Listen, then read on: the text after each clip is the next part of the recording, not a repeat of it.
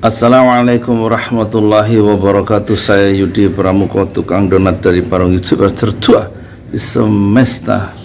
Masih mau bicara soal Muldoko, satu manusia yang sangat kontroversial, dan dia ditetapkan oleh Johnny Allen sebagai ketua dalam KLB di Sipolangit ya, sebagai ketua panitia mungkin begitu ya, menjadi ketua umum Partai Demokrat, padahal dia baru 1 hari menjadi anggota Partai Demokrat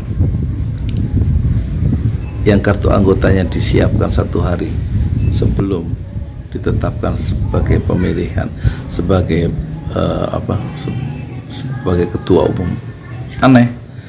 Dan setelah peristiwa itu terjadi, ditetapkan sebagai ketua umum Partai Demokrat, dan seluruh perspektif saya coba pahami.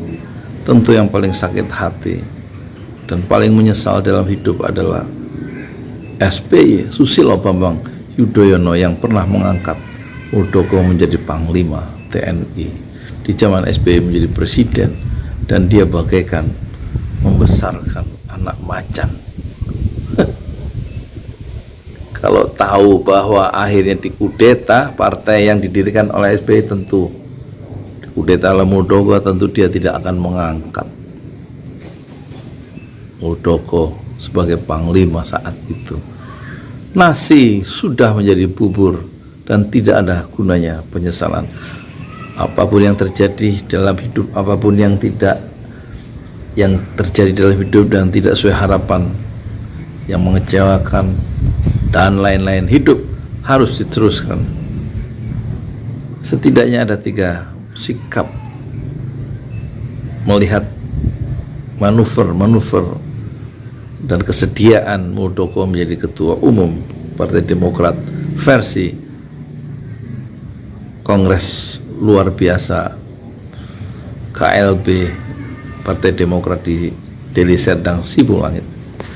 Pertama, tentu ini persoalan etika dan tidak etis itu yang ditawarkan atau yang dilihat oleh Rocky Gerung.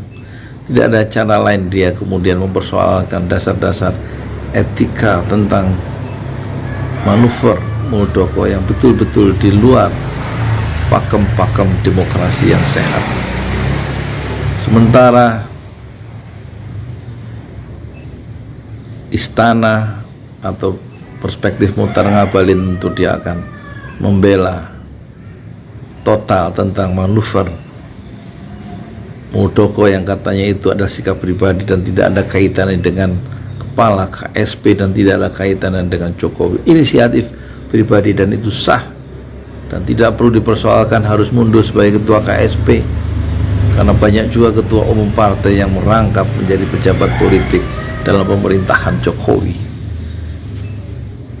Dan itu sudah bisa diduga pikiran dari Muhtar Ngabalin. Dia selalu mencari posisi yang paling aman untuk dirinya, dan pikiran-pikirannya selalu memperkuat skrup kekuasaan, betapapun kekuasaan itu dipandang tidak betul dan melakukan deviasi penyimpangan, tapi selalu betul apa yang dilakukan oleh pemerintah di mata Ali Muhtar Ngabalin.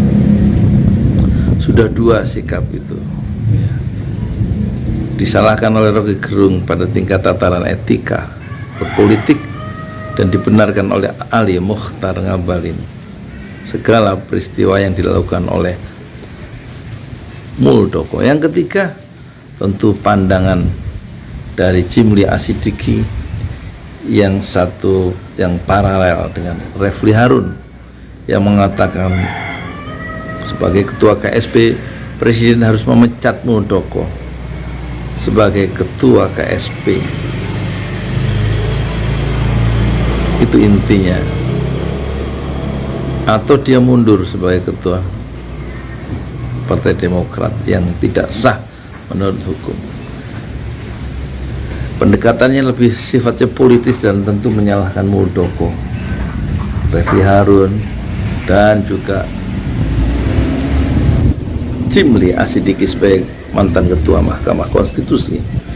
Dan yang keempat, pandangan Yusril Iza Mahendra yang tidak ingin masuk pada persoalan politik yang memang itu mendera partai-partai sejak zaman Golkar, terus Partai Berkarya, P3, PKB,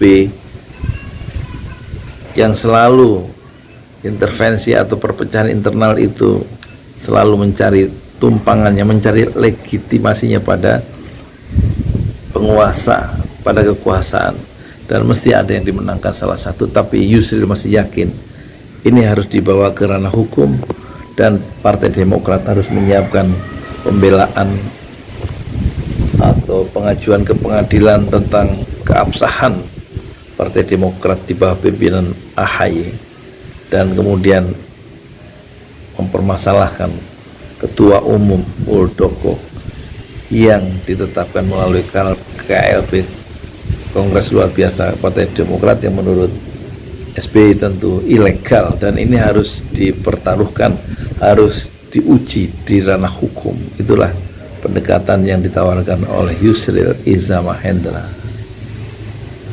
Dan tampaknya perspektif saya yang belum ada yang ngomong, itu ngapain itu orang-orang pada berantem, rebutan kursi kekuasaan, nggak ada yang mikirin rakyat yang kelaparannya, nggak.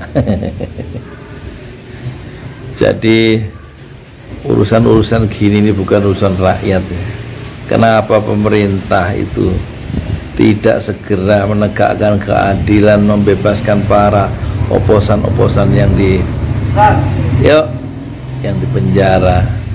Kenapa tidak dibebaskan orang-orang yang berbeda pendapat? Itu pertama. Yang kedua, kenapa kok malah berantem bersama mereka? Apa? Ya, ngobrol apa? Masuklah, dibuka aja, didorong atasnya di